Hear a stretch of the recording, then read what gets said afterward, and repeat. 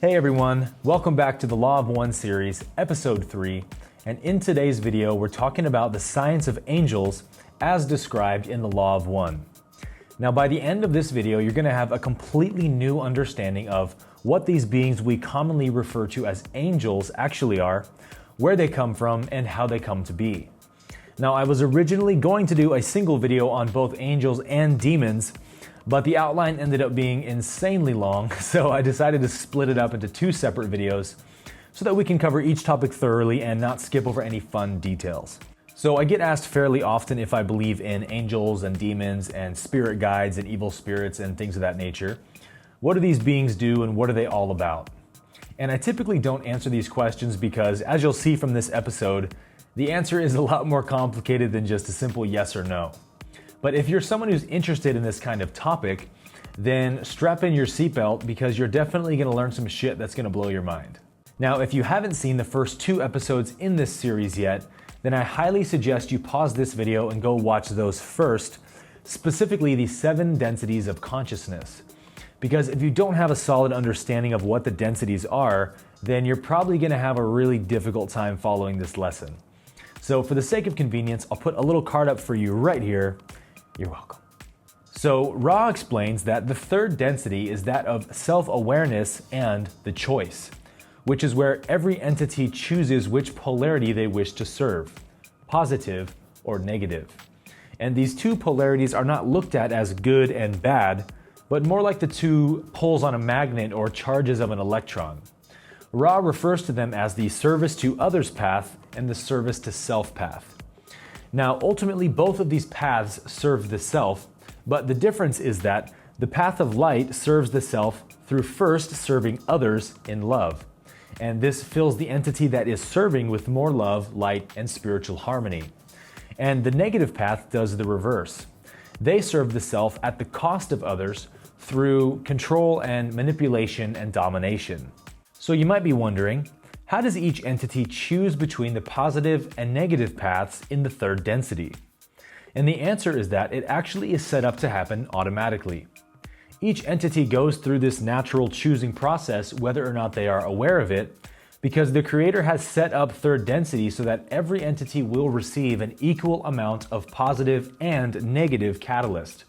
And this process just continues to happen through all of your incarnational cycles until that entity begins to naturally gravitate towards one path or the other. According to Ra, the vast majority of beings in the universe gravitate towards the positive path because it is the path of unity and love and light, whereas the negative path is the path of chaos and struggle and darkness. And so just by its very nature, it is a much more difficult path to sustain. To put this in context, Ra says that in order to graduate to 4th density positive, an entity needs to be at least 51% or more positively oriented. But to graduate to 4th density negative, an entity needs to be at least 95% or more negatively oriented. So without a real blinding commitment to the negative polarity, the service to self path is just too difficult to sustain. So in other words, it's actually really difficult to become a demon. And this is because of a concept called spiritual entropy. Any system that has a high amount of entropy, or disorder, is obviously going to be a lot more difficult to sustain than a system that has low entropy, or harmony. So although it is very rare, Ra actually does name a few historical figures that we know of who graduated to 4th density negative, but I'm going to save that information for next week's video. So let's talk a little bit more about how each polarity gains in power and evolves up the densities. Ra explains that every entity is oriented somewhere on the spectrum of polarity between positive and negative. Each entity exists somewhere on this continuum and is working on acquiring more power by increasing their polarity. The positive path does this through the love and service to others, and the negative path does this by generating fear in others through control and manipulation. Polarization is much more difficult for the negative path because all polarity must essentially be taken by force. Positive entities gain in polarization by protecting free will and lose polarization when infringing upon free will. But entities on the negative path gain in polarity by infringing upon free will and they lose polarity by honoring free will. This is how each polarity gains power. The more a polarity is strengthened, the greater the power that entity possesses.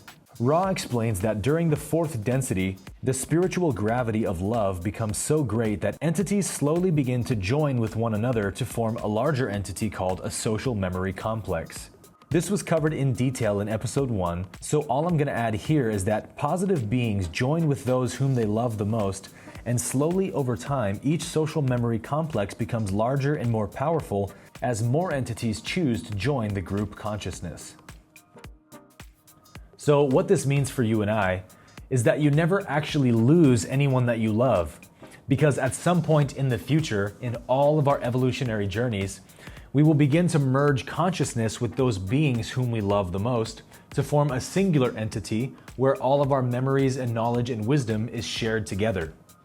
And eventually, the entire planetary civilization of Earth and every positively oriented being from it will form a singular planetary entity similar to Ra. So in addition to the concept of spiritual gravity, Ra explains that entities will join into social memory complexes because at some point in our evolutionary process, our ability to gain in polarity by serving alone eventually sort of maxes out. And so by joining with other entities to form a larger and more powerful entity, this sort of opens up brand new possibilities to serve in greater capacities throughout the universe and therefore continue to polarize up the densities. And so some of these new opportunities that open up for social memory complexes would include becoming a guardian over a planetary system and quite often serving as teachers and guides to a lesser evolved planetary civilization, such as Ra has done with us. And so with that being said, this brings me now to the connection with angels.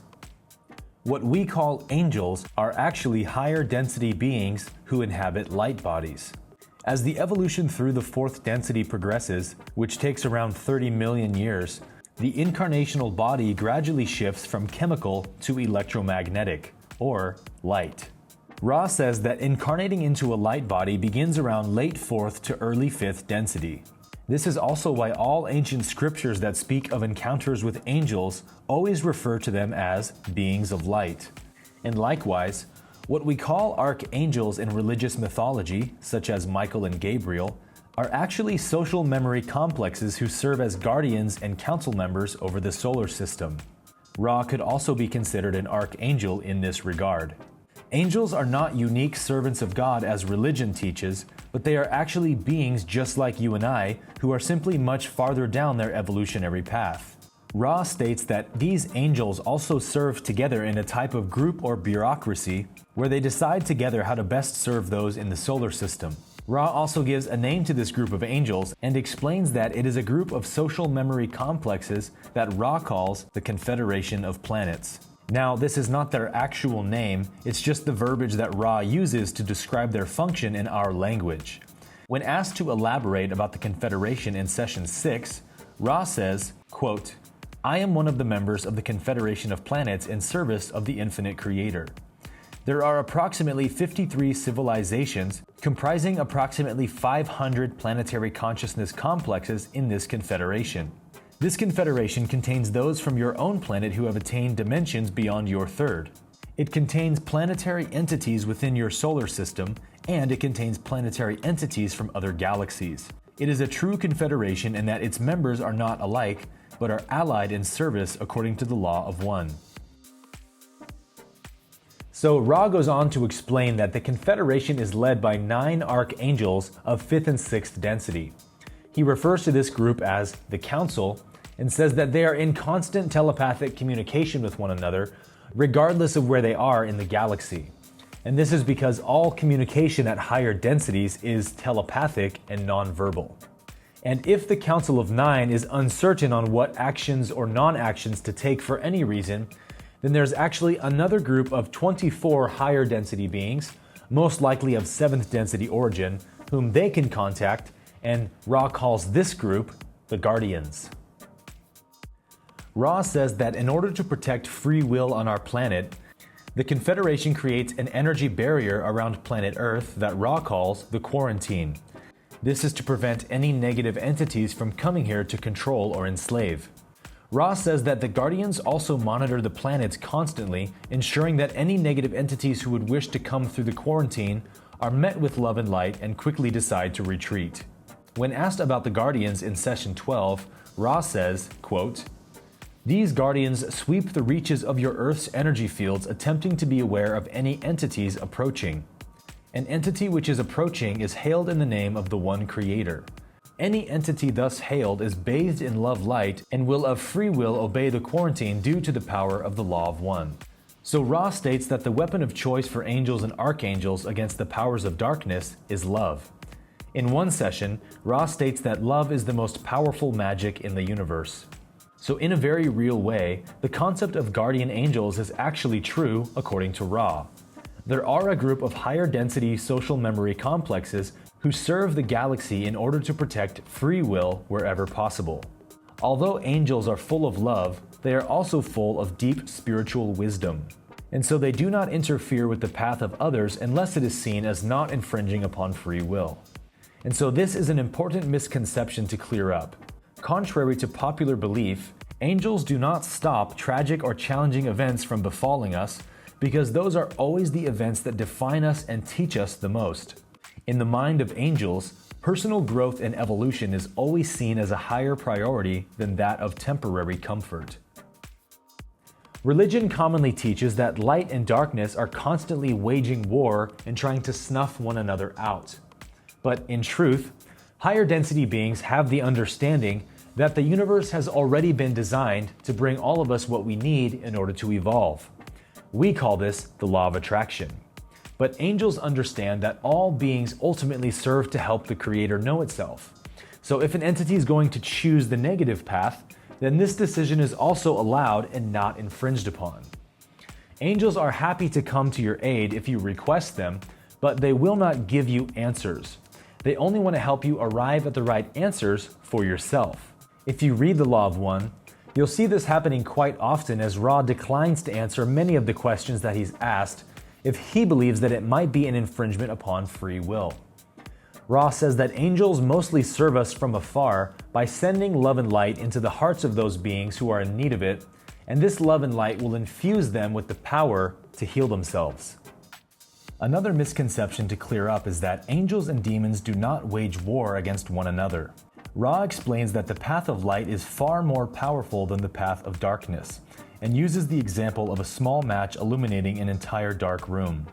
So although negative entities are extremely crafty and psychically powerful compared to you and I, they are no match for anyone who is filled with love. In truth, if angels wished to, they could easily extinguish all negative entities in the universe. However, the nature of the positive path is love and the protection of free will. And so the positive path never engages in battle with the negative and instead allows them to be on the path that they have chosen. However, this doesn't mean that they don't prevent negative beings from infringing on others' free will whenever possible. The negative entities try to stay as far away from positive entities as they can in order to preserve their hard-earned polarity from being diminished. A run-in with a positive entity who sends love and light can be a huge loss to a negative entity who would end up losing a large amount of polarity and therefore power. So in summary, angels are actually beings just like us who have been where we are now and know exactly the kind of experiences that we are going through. So the guidance that they offer us is always in accordance with love and free will. And perhaps most importantly, it is the destiny of each and every one of us who choose the path of light to also become angels at some point in our soul's evolution. So in a very real sense, you could almost think of angels as us from the future. So I hope you found that interesting and learned a couple of new things. And in next week's video, we're talking about the negative path and the science of demons. So thanks for watching, and I'll see you guys in next week's video.